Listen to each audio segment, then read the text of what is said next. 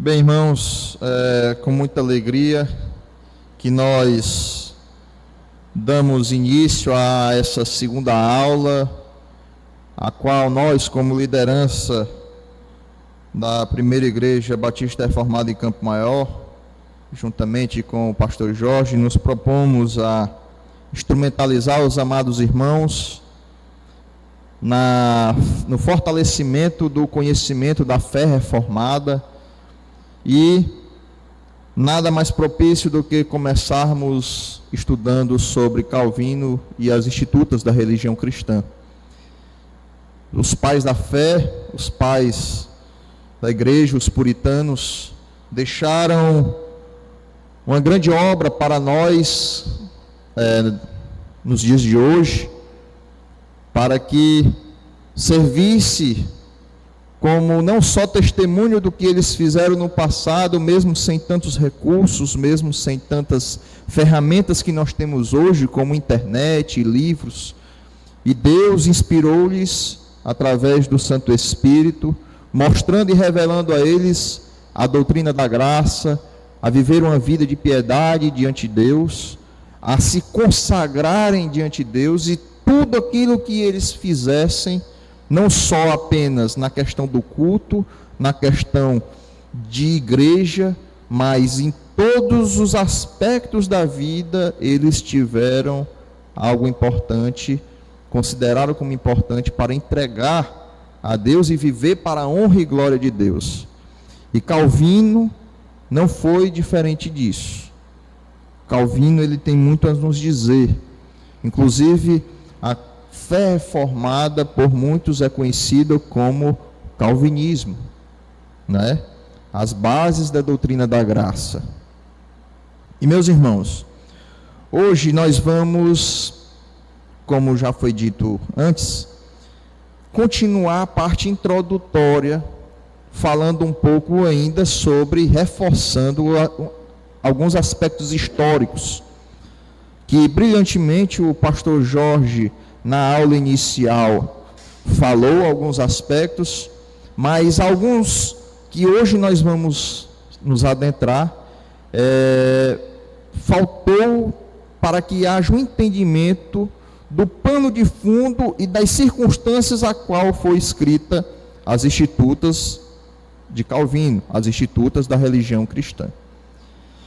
E meus irmãos, hoje vamos utilizar como material esses dois livros, Calvino, Vida, Influência e Teologia, de Wilson Castro Ferreira, um livro de 1985, a qual fala sobre Calvino de um modo, tanto na parte da sua vida, na parte do que influenciou Calvino e na teologia. Vamos utilizar os capítulos, alguns capítulos que falam sobre a obra literária de Calvino, também sobre as cartas de Calvino, as influências que Calvino teve, os sermões de Calvino e também a vida de piedade que Calvino teve. E vamos utilizar também esse livro recém-lançado, a primeira edição das Institutas, aqui a primeira edição das Institutas de 1536, elaborada por João Calvino, e vamos ver a parte inicial dessas Institutas, que é a carta que ele escreve ao príncipe, ao rei da França, Francisco I. A carta tem um teor histórico muito importante a ser relatado, do que se passava ali, do porquê que Calvino escreveu as Institutas, e uma súplica que ele faz ao rei para os evangélicos que estavam sendo perseguidos naquela época. Então vamos começar pelo começo. Já foi falado que Calvino ele tinha uma grande habilidade na escrita. Ele era um estudioso nato. Ele nasceu para estudar. Desde pequeno, ele era escritor, se destacou nisso. Ele escreveu em todas as fases de sua vida, desde a mocidade, escreveu quando esteve doente, inclusive na sua carta, no seu prefácio das Institutas, da última edição das Institutas, ele coloca que não poderia deixar de morrer, não poderia morrer sem antes deixar esta obra para os irmãos que estavam crescendo na fé e necessitavam conhecer as bases bíblicas, as bases doutrinárias que conduziam à fé reformada. Então, a doente ele escreveu diante das lutas, as perseguições, escreveu ditando para os seus secretários. E segundo Beza, que foi o primeiro biógrafo de Calvino e amigo íntimo de Calvino, ele escreveu 8 horas antes de morrer. Até 8 horas antes de morrer, ele escreveu. Calvino, ele tinha uma influência muito grande, porque nós vimos que ele estudou direito, né? Ele estudou direito, depois que o pai dele teve um desentendimento com a cúria da igreja, a qual o pai dele era secretário, era o tesoureiro lá da basílica. O pai dele mudou os destinos de Calvino, que Calvino estava sendo preparado para ser padre. E ele foi, depois desse desentendimento com a igreja, o pai dele pegou e disse que ele ia se preparar para ser advogado e estudar direito. E ele já era mestre de ciências humanas, ele era mestre em artes, e ele começou a receber uma base muito grande, tanto humanista quanto conservadora, estudando direito. E ele teve uma grande influência humanista, do pensamento humanista, enquanto estudava direito. E o humanismo naquela época era um refúgio para os intelectuais. E Calvino, ele era um intelectual. Ele se destacava dentre tantos outros estudantes da sua época, ele era um destaque. E uma das primeiras obras a qual ele escreveu, quando tinha 22 anos de idade, foi os Comentários de Sêneca, um filósofo, chamado De Clementia. Esse livro era um livro que se enquadrava perfeitamente na questão do humanismo. O humanismo, para que vocês entendam, era que colocava o homem como o centro de todas as coisas. O homem como o centro do pensamento, da criação, o homem como o centro das ideias. E naquele tempo ali, no século XVI, a qual Calvino viveu, era a era do humanismo, a era do iluminismo filosófico. E o Calvino, ele procurou se refugiar nos pensamentos humanistas.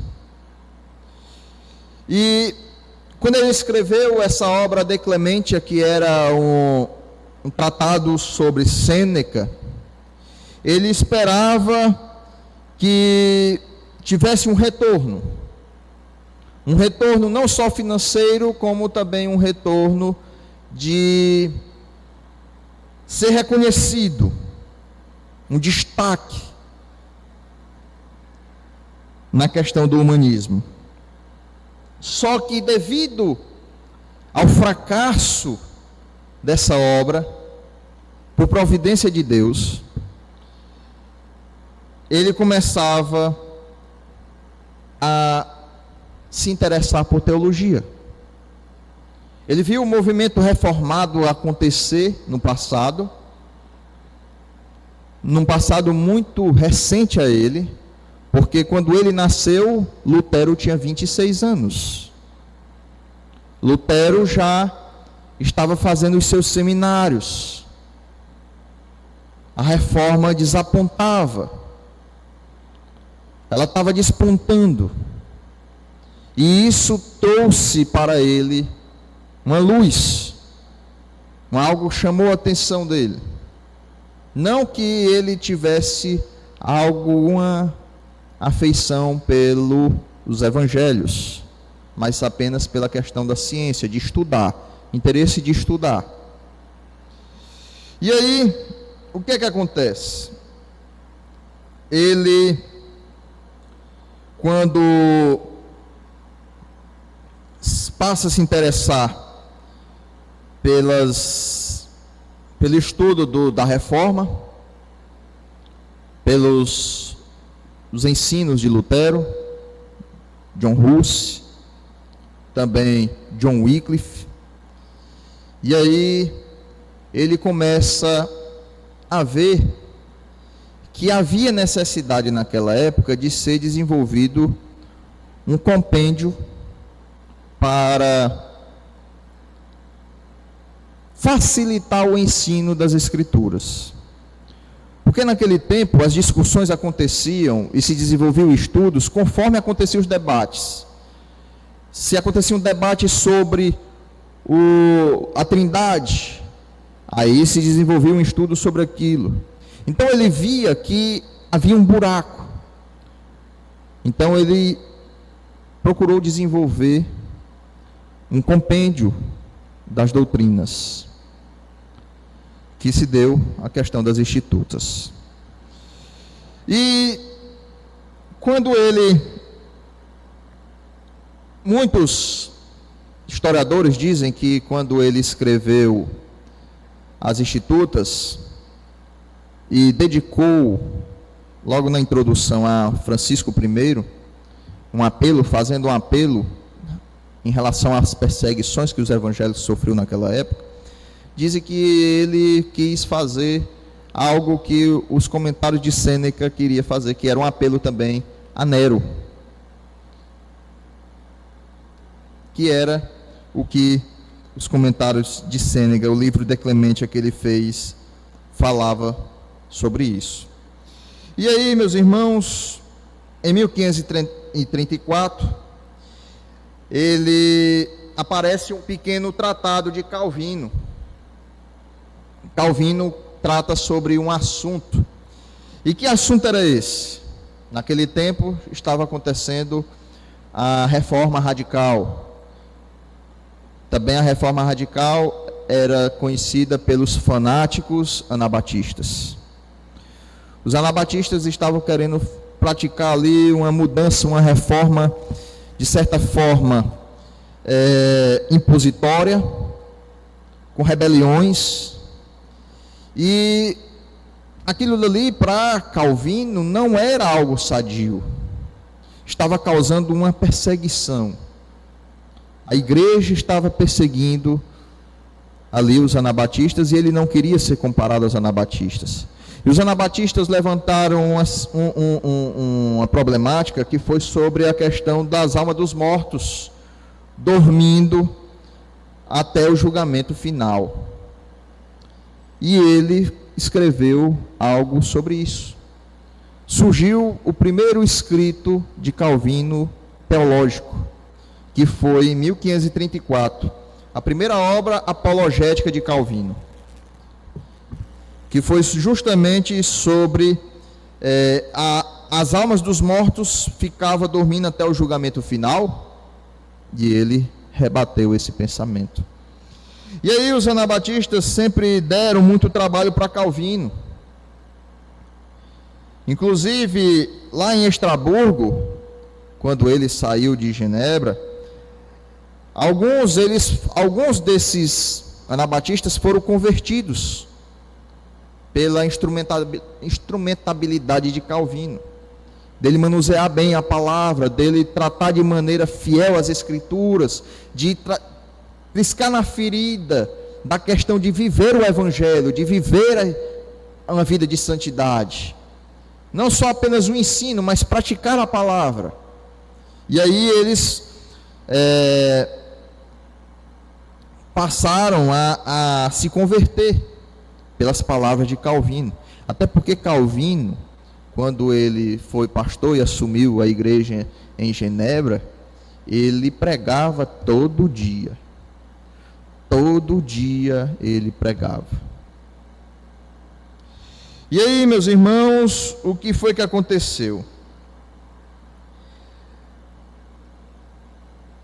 Dessa primeira obra de Calvino, sobre umas respostas sobre a morte, as pessoas aguardarem, ficarem dormindo até a ressurreição, até o julgamento final. Ele, em 1536, de forma introdutória, escreveu uma carta a Francisco I. E nessa carta, que nós vamos ver essa noite, ele se preocupou em separar os verdadeiros evangélicos dos perturbadores, dos anabatistas radicais, dos fanáticos, dos agitadores. E porque ele estava com medo de perseguição, de repressão, da qual eles já passavam, e do rei, do reinado passar também a perseguir eles, porque ele já havia sido perseguido pela própria igreja, quando ele se opôs aos irmãos que viviam de forma liberal a participarem da mesa do Senhor. Viviam de maneira pecaminosa, a qual toda a sociedade, diante de toda a sociedade, e chegaram diante o culto, querendo participar da ceia do Senhor. E ele se colocou diante da mesa do Senhor e disse que, mesmo que cortem meus pulsos, mesmo que cortem os meus braços, mesmo que me matem, eu não permitirei que vocês, hereges, vocês, blasfemadores de Deus, comam do corpo e do sangue do meu Cristo. E ele foi expulso da cidade, porque isso causou uma certa divisão ali dentro da igreja. E meus irmãos,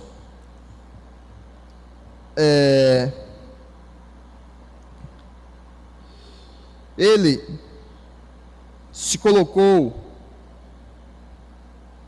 contra a igreja romana, contra o papado, contra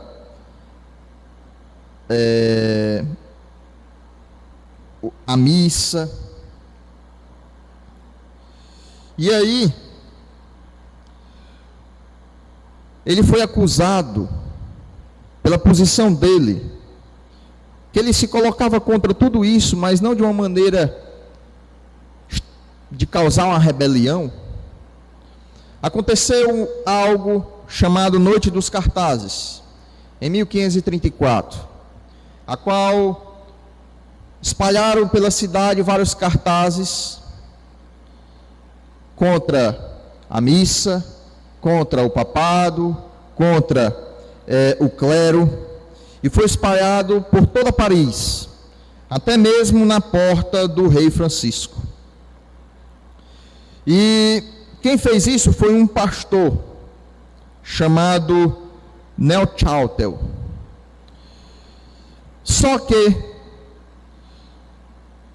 tudo apontava para Calvino. E Calvino fugiu por causa disso, com medo de repressão, com medo de ser morto.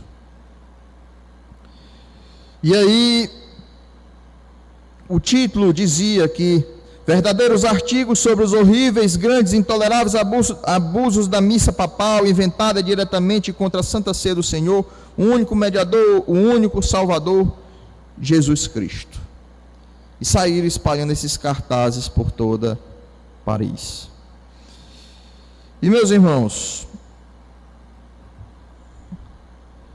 diante disso daí que aconteceu, nessa mesma noite a qual aconteceu esses derrame desses cartazes por Paris, vários reformadores foram mortos, queimados vivos. Muitos foram estrangulados e depois queimados, e os últimos deixaram de ser estrangulados para sentirem o ardor do fogo sobre eles. Eles ficavam pegando aqui, amarrado nas cordas, baixavam e levantavam, baixavam e levantavam, para eles morrerem lentamente, até no momento em que a corda quebrava e eles caíam no fogo e morriam queimados. E aí, com tudo isso que estava acontecendo, Calvino se sentiu na obrigação de publicar as Institutas. Calvino se sentiu na obrigação de publicar as Institutas e estabelecer perante as autoridades, principalmente mostrando para o rei Francisco I a distinção, a diferença entre os verdadeiros evangélicos e alguns agitadores extremistas. Porque ele queria, com as Institutas, apresentar, através da clareza da Bíblia, da dissecação das doutrinas, ele queria apresentar que eles estavam sendo perseguidos de maneira arbitrária e de maneira injusta, porque não eram eles os rebeldes, não eram eles os agitadores, mesmo mostrando a verdade, eles não procuravam causar uma rebelião. E aí, a grande importância das Institutas, quando elas foram publicadas, não foi apenas na questão da língua, que ele procurou publicar em latim a primeira versão, mas porque era uma língua universal, como é hoje a questão do inglês. O latim naquela época era procurado ser, em várias nações, todo mundo conhecia o latim, aqueles que tinham acesso aos estudos. Então o latim naquela época era uma língua universal. E aí ele procurou mostrar, através dessa universalidade dos livros, a qual era a Instituta, que ele era algo sério, era algo muito sério aquilo que ele estava propondo a ensinar. Não era algo de apenas ser restrito a um povo, mas ele queria que fosse expandido. E aí Calvino, ele tinha a habilidade da escritura tão grande que as Institutas, elas eram não apenas uma obra doutrinária, como também uma obra literária. Até hoje, os franceses, eles admiram, não como a parte teológica, mas admiram na questão literária, na complexidade da literatura a qual ele desenvolveu na obra das Institutas. E ele é conhecido como muitos como príncipe dos exegetas, porque ele era brilhante na exegese. Ele era brilhante em dissecar, em esmiuçar a palavra de Deus. Não se sabe como se deu a conversão de Calvino. Ele não relata como se deu a conversão. Apenas ele relata de que Deus, pela sua divina graça, maravilhosa graça, fez com que ele conhecesse as doutrinas da graça. E ele mesmo diz em alguns estudos que ele, mesmo estudando as Escrituras, mesmo estudando teologia, ele estava ainda preso ao arcabouço da igreja romana, às superstições da igreja romana. Mas não se mostra o momento em que se dá a sua conversão.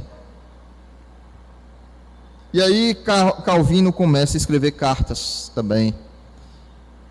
Cartas essa que ele tinha o desejo de que essas cartas fossem preservadas para servirem como orientações para as igrejas reformadas que iriam nascer por todo o mundo.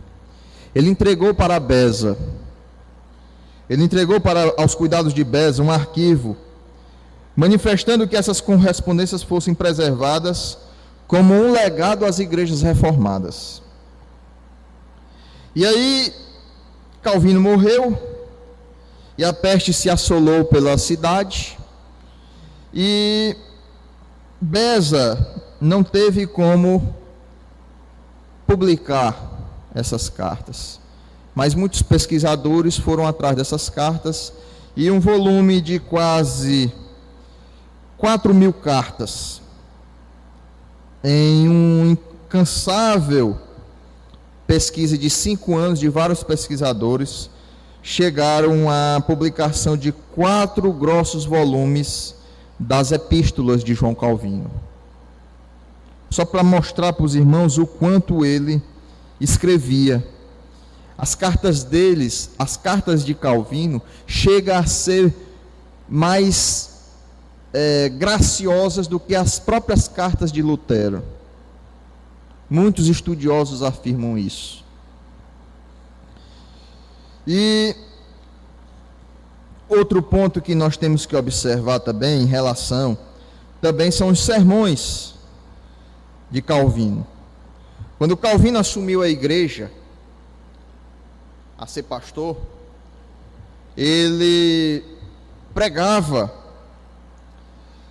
de forma tão preciosa e tão grandiosamente, ele pregava toda semana. E ele pregava várias vezes durante a semana. E isso fez com que produzisse um volume enorme de sermãos. Muitas vezes Calvino chegou a ser chamado de frio, sem coração, em que seus sermões não tinham amor. Por quê? Porque ele lia os seus sermões. Ele não tinha como estudar o sermão aqui, já do próximo dia. Ele pegava aqui o sermão e fazia a leitura do sermão. E muitos irmãos ali, ele era julgado por muitos como sem amor, que não passava emoção nas palavras a qual ele proferia. E aí, meus irmãos, Calvino, os sermões, segundo a voz de muitos críticos, os sermões dele não eram uma abundante prova de beleza e correção de estilo. Primeiro, por quê? Porque Calvino ele era um pregador extemporâneo e nem podia deixar de ser, tendo que pregar quase que diariamente. A pregação extemporânea é uma herança calvinista, ela é deixada aos seus filhos espirituais. O que é uma pregação extemporânea? É uma pregação expositiva. A pregação expositiva. E segundo, Calvino ele tinha um profundo respeito para com a palavra de Deus. Ele preferia fazer a leitura do que prejudicar de alguma forma as Escrituras. Calvino ele era conhecido como um incansável pregador da palavra. E também Calvino ele tinha uma vida repleta e cheia de piedade. Calvino ele se dedicou às Escrituras, se dedicou à teologia.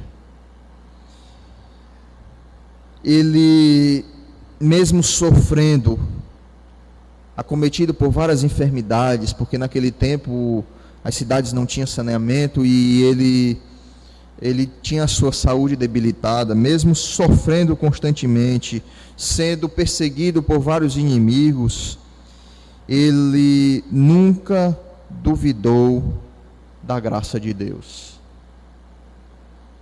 Sempre ele colocou que todas as circunstâncias que ali lhe permeavam e lhe rodeavam se devia à vontade de Deus, mesmo sendo favoráveis ou não. Ele sabia que Deus estava ali cuidando dele.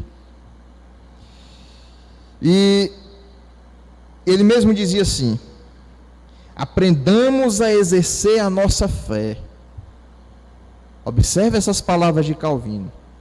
Aprendamos a exercer a nossa fé, quando Deus nos parece jogar aos dentes do lobo. Pois quando nenhum auxílio visível se nos oferece, a gente não vê nada, algo visível, Deus vindo nos socorrer, algum socorro visível que eu possa enxergar. Todavia, por um amor oculto, com que não atinamos, Ele, Deus, sabe nos livrar. No oculto, sem eu enxergar, Deus me livra. Não precisa eu enxergar a mão de Deus, apenas o seu socorro invisível. Pois o seu propósito é provar a nossa fé e a nossa paciência. Palavras de Calvino. Meus irmãos,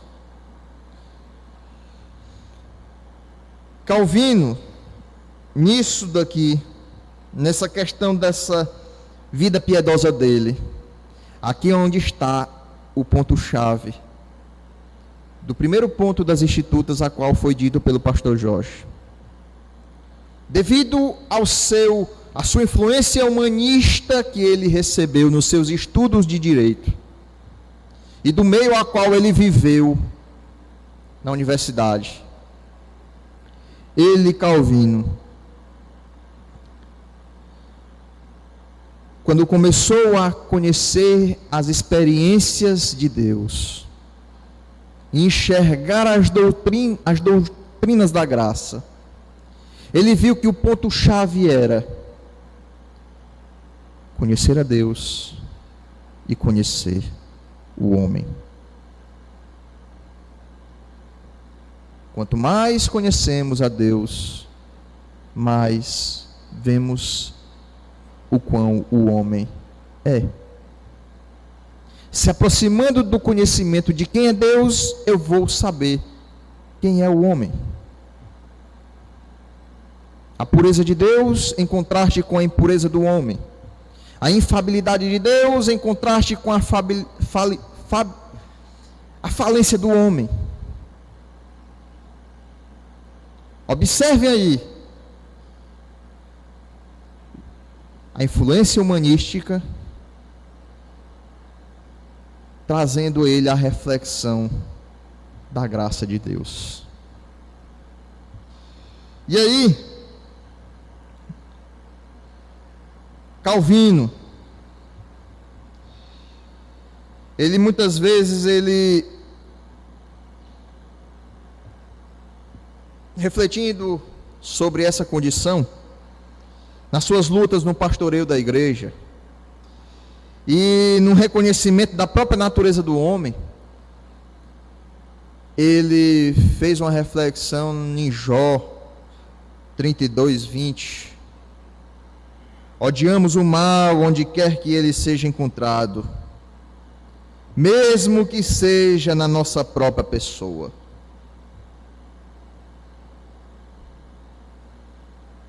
Os estudos de filosofia, os estudos sobre o homem, tudo isso refletiu na bagagem que Calvino levou para escrever as Institutas. Ele morava, meus irmãos, foi uma grande influência em Genebra, uma cidade que era totalmente imoral, uma cidade que era totalmente desregrada, uma cidade que era totalmente sem lei. Farel, quando começou a implantar a reforma lá, viveu uma grande guerra, e aí quando buscou como aliado Calvino, eles dois foram expulsos. Por quê? Porque tentaram ditar na sociedade como era que era para a sociedade viver conforme as Escrituras. E eles não aceitaram e expulsaram os dois de Genebra. Depois ele foi para Estrasburgo. E depois, quando eles viram que estava tudo perdido lá em Genebra, chamaram novamente Calvino. Nos salve. Calvino influenciou, procurou os ensinos de Calvino, procurou as bases das Escrituras, a luz da Escritura influenciar em todas as áreas, não só na igreja. Na sociedade, na família, na igreja. Porque ele tinha consciência de que não era apenas formar cristãos, mas era para formar cidadãos. Ele via essa necessidade de formar cidadãos. A igreja não podia ser composta de pessoas cristãs se antes não fossem bons cidadãos. Ele tinha essa consciência. E aí, Calvino, com toda essa vida de piedade, Calvino escreve as Institutas. Essa é a primeira versão das Institutas. Pequenininha, 6 capítulos, que depois, na última edição, já estava em 40 capítulos. Mas ele não reescreveu. Ele não reescreveu e nem modificou nada daqui. O que ele acrescentou nessa versão original foi apenas algo mais didático para melhor compreensão dos cristãos franceses. E meus irmãos, olha aqui, isso aqui é o original, página original da primeira Instituta. Não sei onde foi que os caras da Fiel foram buscar isso aqui, mas aqui é a página original da capa. E aqui, meus irmãos, ele faz uma dedicatória. Como alguém que escreve um livro, dedica o livro a alguém. E ele dedicou nada mais, nada menos a quem? Ao rei. Ao monarca. Ao cristianíssimo, e ele fala, ao cristianíssimo rei da França, seu estimado príncipe e senhor, envia paz e saudações no Senhor. Dedicatória. Aqui está no portuguesinho, mas estava lá em latim. E aí, nós vamos agora para entender como se deu a construção das Institutas. Meus irmãos, vocês se lembram que eu falei que Calvino fugiu de Paris, quando se deu o episódio dos cartazes, a noite dos cartazes, onde lá um pastor pregou esses cartazes em vários locais, até na porta do Francisco I. E aí Calvino, meu amigo, eu não vou ficar aqui não, meu amigo. O pau vai já comer. E aí ele foi para onde? O que foi que aconteceu com Calvino? Ele fugiu para o sul da França. Passou um tempo na casa de Louis Duntillet, um pároco da Catedral de Angoulême, e lá ele se deparou com uma biblioteca. A biblioteca vasta para um cara que buscava conhecimento e gostava de escrever e gostava de ler. E aí começou a iniciar várias pesquisas para escrever a primeira edição das Institutas. E aí Calvino completou a primeira edição da obra em Basel entre 1535 e 1536, a primeira edição. E o seu título original não era Institutas da Religião Cristã. O título era Institutas da Religião Cristã, envolvendo a soma de toda a piedade e tudo mais que se deve saber sobre a doutrina da salvação. 2 pontos. Um livro digno de ser lido por todos os que zelam pela piedade. Título e um resumo. Um título e um resumo no título do que se tratava a obra. Não é? E aí, meus irmãos, o formato dessa primeira edição, ela foi escrita em latim, tinha apenas 6 capítulos, 520 páginas, e o formato, o tamanho era do tamanho de 15 por 10. As pessoas, elas usavam uns paletós com um bolso grande que cabia, era um livro de bolso. Ele fez nesse formato justamente para as pessoas levarem dentro do bolso e servir como um manual de consulta. E aí, na última edição, porque ele não passou apenas por uma segunda edição. À medida que ele ia vendo que algo precisava ser acrescentado para melhor apresentação do conteúdo, não mudando, ele não mudou nada dessa primeira edição. Essa primeira edição aqui é um resumo fiel do tomo 1 e do tomo 2 das Institutas. É um resumo fiel. O que ele acrescentou foi apenas didaticamente, para melhorar a percepção dos alunos, daqueles que viessem a ler. E aí, quais foram as alterações que passou? Em 1536, 1539, 1543, 1550, 1553, 1554, até chegar em 1559, que foi a última versão, a última edição, a qual ele não teve o prazer de passar para o francês ainda em vida. Não conseguiu passar toda para a língua do francês. E aí, meus irmãos, qual a razão de Calvino ter escrito as Institutas? Ele deixa muito claro na carta que ele escreveu para Francisco I. Observe o que é que ele diz. No princípio, essa carta está na versão que foi passada para vocês em PDF das Institutas. No princípio, quando me apliquei a escrever esta obra, nada mais distante estava de minha mente, muito glorioso rei, do que escrever algo que em seguida fosse dedicado a vossa majestade. Meu propósito foi tão somente transmitir certos rudimentos com os quais aqueles que são tocados por algum zelo de religião fossem instruídos na verdadeira piedade. O que é que ele quis dizer aqui? Senhor rei, eu escrevi essa obra com o intuito de que os que se dizem cristãos e os que têm um pouco de piedade, que se interessem a ler,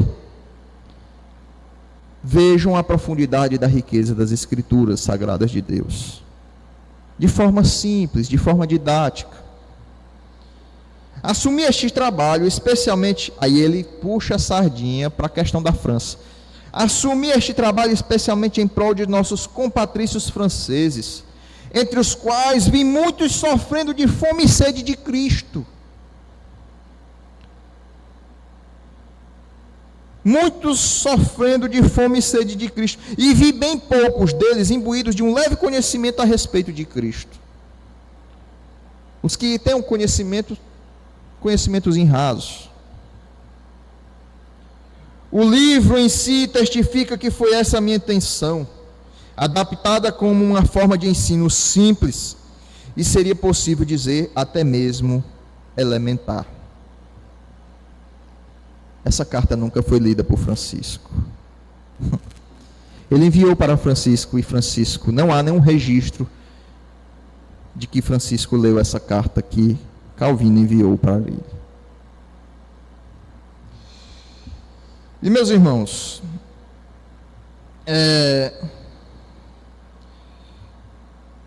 Na época em que a primeira edição das Institutas foi publicada, os evangélicos franceses, eles estavam sendo comparados aos anabatistas radicais. E isso estava sendo disseminado durante ali toda a França. E um exército católico comandado pelo príncipe do Império Romano Germânico, Franz von Waldeck, em junho de 1535 se levantou contra estes. E com isso chegou ao fim o experimento anabatista. Os anabatistas estavam lá querendo implantar a Nova Jerusalém, um reino polígamo, milenarista e até mesmo uma palavra que muito tem sido trazida por nossos dias, comunista. Comunista. E aí, meus irmãos, Calvino, ele quis com as Institutas fazer um livro catequético. Quis fazer um livro catequético. Instruir, quer dizer, Institutas, institutio, significa educar, instruir, treinar. Eu vou passar para os irmãos uma apostila sobre tudo isso que nós estamos falando. Não deu para nós prepararmos para essa aula, mas nós vamos entregar para os irmãos uma apostila de tudo isso que nós estamos relatando aqui. E aí também, meus irmãos,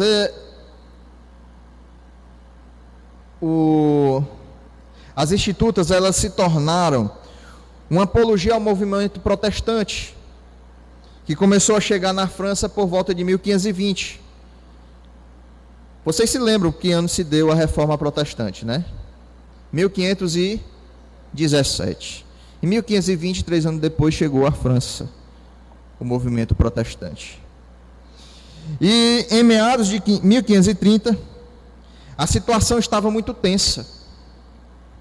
A França católica, ela estava negociando com os príncipes tratados para justamente perseguir os evangélicos franceses, os evangélicos que estavam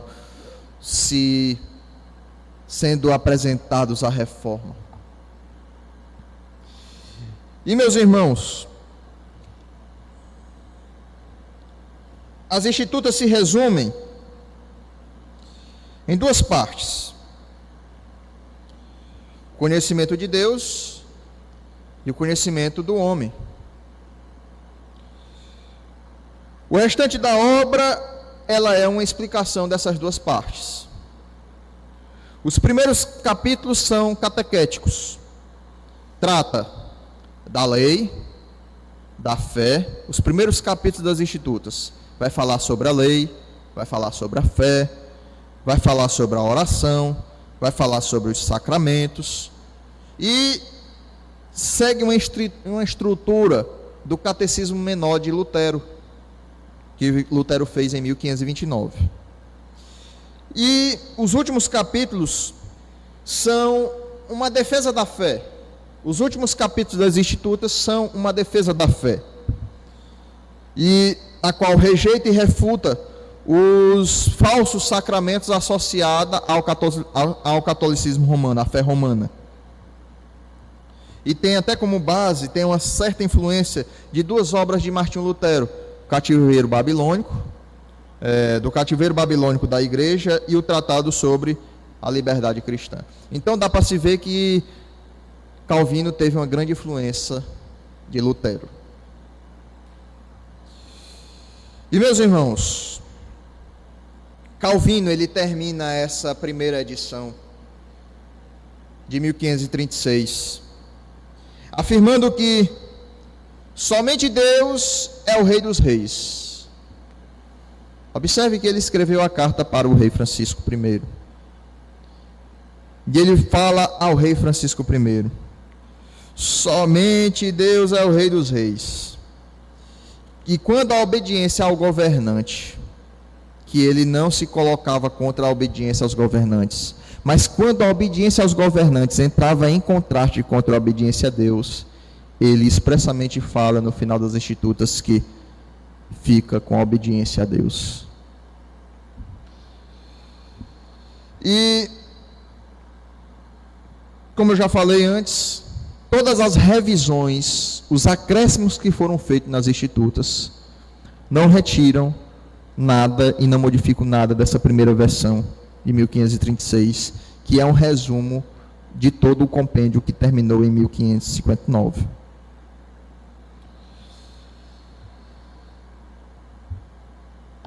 Eu vou falar de maneira muito breve a carta, certo? Para nós finalizarmos com 1 hora de aula hoje. A carta a Francisco I é a introdução das Institutas. É a introdução das Institutas. E nessa carta, ele dá várias explicações ao rei. Primeiro, as circunstâncias em que o livro foi escrito. Havia uma necessidade, como já foi falado e batido anteriormente, havia uma necessidade de se fazer um material didático para o conhecimento das Escrituras, das doutrinas fiéis às Escrituras. E ele via que os irmãos franceses eram famintos, tinham fome de Cristo, não conheciam Cristo. E ele explica ao rei: assumi este trabalho em prol de nossos compatrícios franceses, o qual eu vejo eles morrendo de fome de Cristo.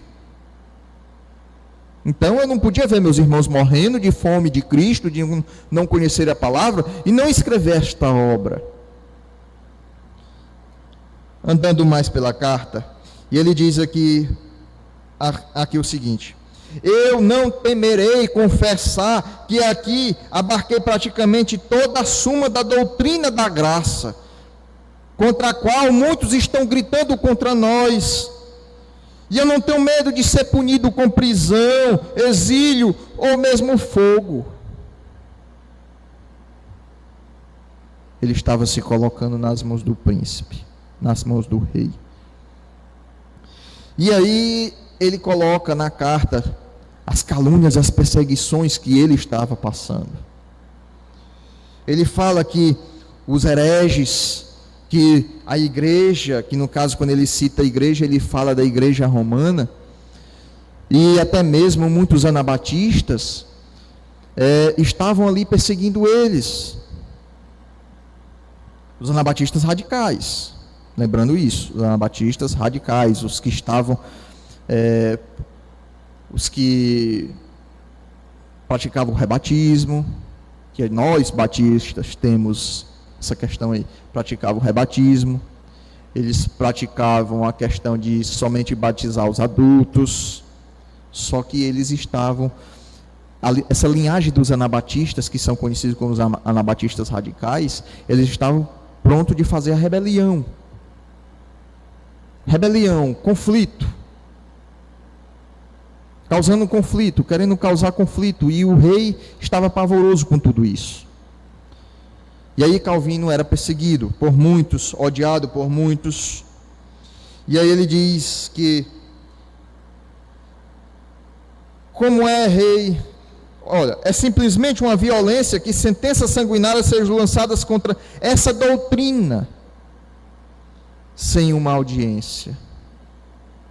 No caso ele falando para o rei, como é que você pode tirar um veredito de algo que você ainda não ouviu? Que muitos estão ali a nos acusar. E aí ele diz: no entanto, vossa majestade ainda nem ouviste a mínima parte da acusação, pois monstruosas notícias se têm difundido por toda parte entre o povo. Se elas fossem verídicas, com justa razão, o mundo inteiro poderia julgar essa doutrina e seus autores dignos de 1000 fogueiras e cruzes. Aí ele se colocando que ele estava defendendo a verdade do Evangelho. E aí, meus irmãos, ele faz uma súplica ao rei pelos evangélicos perseguidos. Ele faz essa súplica pelos evangélicos que estavam sendo perseguidos de forma injusta, porque o rei estava perseguindo os anabatistas radicais, e ele não estava na classe dos anabatistas radicais, nem os que seguiam a ele. E aí,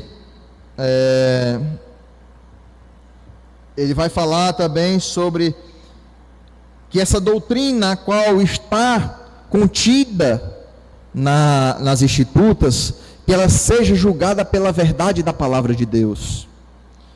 Ele diz assim: todavia que temos de dizer algo que vos abra uma via para lerdes nossa convicção. Ora, se pois nossa interpretação for medida por essa regra de fé, a vitória estará em nossas mãos.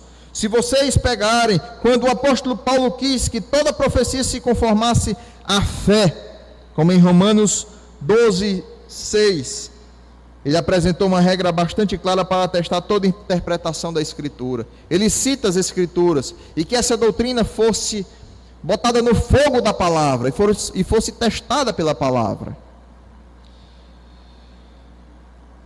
E ele diz,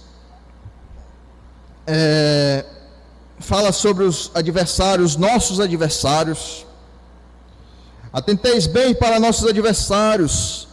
Falo das ordens sacerdotais, por cujos aceno e vontade todos os demais nos tratam com hostilidade. Então ele começa a relatar quem são as pessoas que estavam, quem eram os adversários dele, os adversários à doutrina a qual Calvino estava ali levantando. E coloca aqui as acusações a qual eles eram acusados, e todas as refutações das acusações, isso tudo na carta para o rei.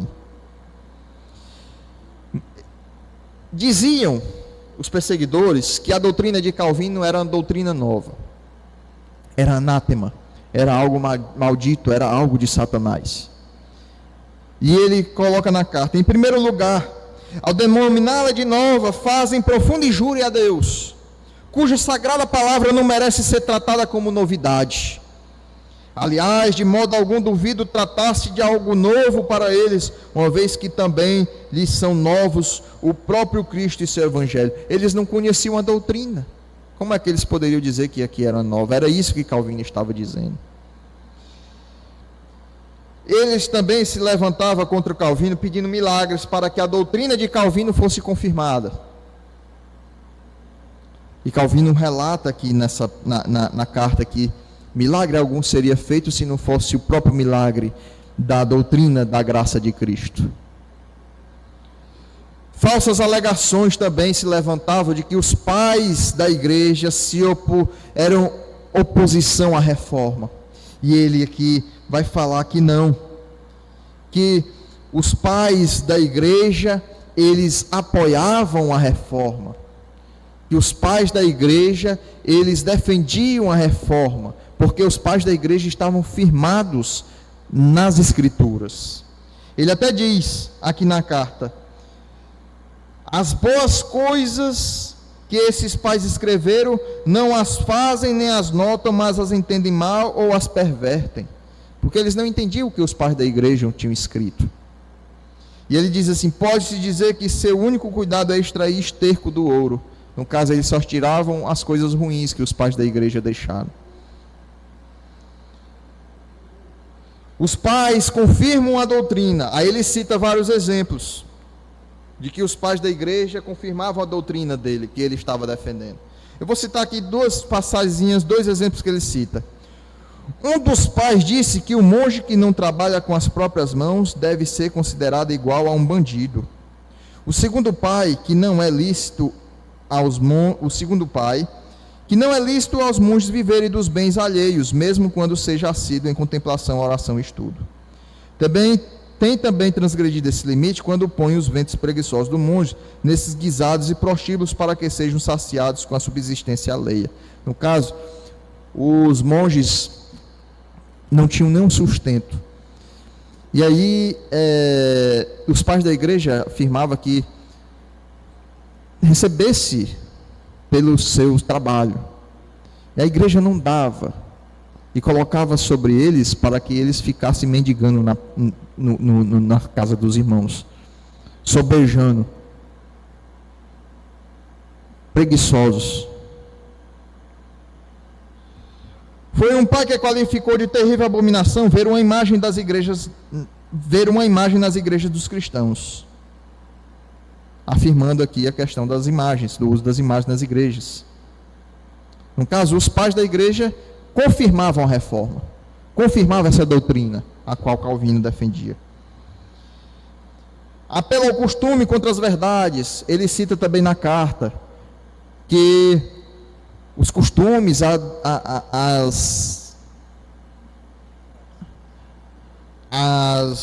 como é que se diz? A tradição da igreja, ela tinha que se sobrepor às escrituras. E ele pegou e afirmou que não, que os costumes é a invenção humana, que os costumes nada conseguem se não for destruir a graça de Deus. E ele diz: ora, pois deixe que nossos adversários nos apresentem tantos exemplos quantos queiram, desde as eras antigas até as atuais, em relação aos costumes.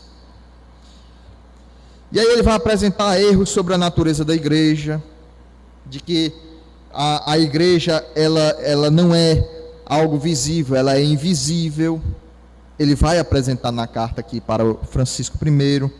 Ele vai falar que os bispos não compõem a igreja, porque são os detentores da cadeira de Pedro. Então ele diz que não. Se fosse por isso, os apóstolos não teriam assumido. E ele vai citar várias passagens bíblicas, como ele diz lá em Arão: Arão e seus filhos, ainda que designados sacerdotes, erraram quando eu fabricar o bezerro. Porque segundo esse raciocínio, aqueles 400 profetas que enganaram também Acabe, também não representavam a igreja? Então, mostrando que os bispos não formam a igreja. Aí ele vai citar um fato histórico que foi o concílio de Basileia, na questão de que foi formado um concílio para que, em alguns arranjos por Eugênio, nesse concílio, contra a igreja romana, e depois foi dito que ele estava causando um cisma, foi expulso, foi exilado, depois os príncipes pegaram e retornaram Eugênio de novo para a cadeira papal. Também os perseguidores alegavam que o ensino da reforma causava tumulto. E olha aqui algo interessante que ele cita, porque eles eram chamados como rebeldes. Os reformadores eram chamados de rebeldes. E olha aqui algo interessante que ele diz, que a acusação, muitos foram incitados no passado por serem rebeldes. Elias indagou se porventura não era ele quem perturbava Israel. Lá em 1 Reis chamaram Elias de perturbador de Israel. 1 Reis 18:17. Para os judeus, Cristo era sedicioso, que causava rebelião, que causava confusão. Lá em Lucas 23:5, em João 19:7. A acusação de incitar o povo recai contra os apóstolos também. Atos 24:5. Olha aí o que é que ele diz aqui, ó. O que mais estão fazendo os que nos culpam hoje por todas as perturbações, tumultos e contendas que borbulham contra nós? Quem se coloca contra os reformadores é os que causam a confusão. Ele coloca para o rei isso daí. Depois ele vai falar que o rei não puna ninguém diante de falsas acusações, que os inocentes aguardam a defesa divina. Ele expõe aqui na carta também isso, que eu, porém, volto a vos falar, ó muito generoso rei, de modo algum vos deixeis mover por aquelas vãs acusações com que nossos adversários tentam inspirar-vos terror, de que por esse novo evangelho, pois eles assim o chamam, os homens se esforçam e só buscam oportunidade para sedições e impunidade de todos os crimes. Aí ele cita as passagens: pois Deus não é autor de divisão, e sim de paz.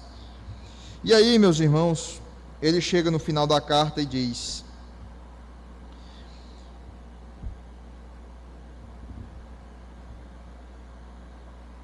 nele não tentei formular uma defesa, mas meramente dispor vossa mente a dar ouvidos à apresentação objetiva de nossa causa. Vossa mente está agora de fato desviada e alienada de nós, inclusive inflamada, porque ele estava cheio de pessoas enchendo a sua cabeça lá contra Calvino, contra a doutrina que Calvino defendia. E aí ele diz: mas confiamos que possamos reconquistar vosso favor, se de um modo tranquilo e composto, quando lerdes esta nossa confissão, a qual desejamos que sirva de defesa de diante de vossa majestade. Não obstante, suponhamos que os sussurros dos malevolentes, as pessoas que se levantam contra nós, de tal modo tapem vossos ouvidos que os acusados não tenham chance de falar em defesa própria. Ele tinha certeza de que as acusações iriam sobrepor aquilo que ele estava defendendo aqui nessa carta. Aí ele diz, no final: mas aquelas fúrias selvagens, enquanto concordades com eles, sempre rugirão contra nós, com prisões, açoites, flagelações, mutilações e fogueiras. Mas isso só se dará se em nossa paciência possuirmos nossas almas. Lucas 21:19.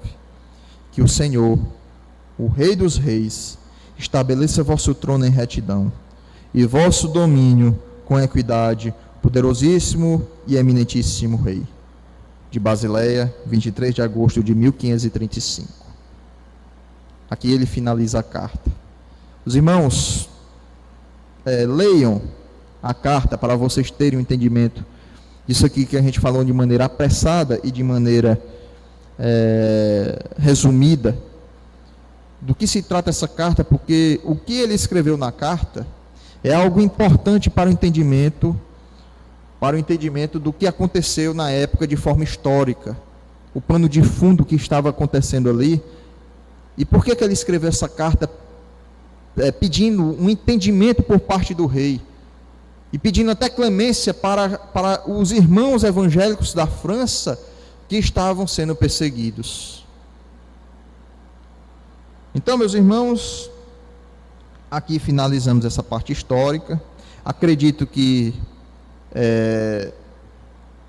vamos agora dar continuidade ao que o pastor Jorge já iniciou, o capítulo 1, falando sobre do conhecimento de Deus, e vamos transcorrer nas institutas da religião cristã.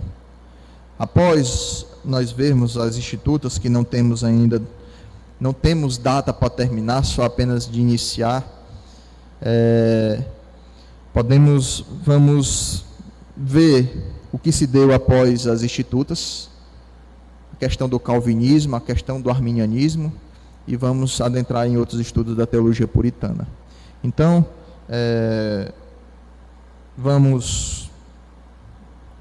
nós agradecemos pela oportunidade e até a próxima aula.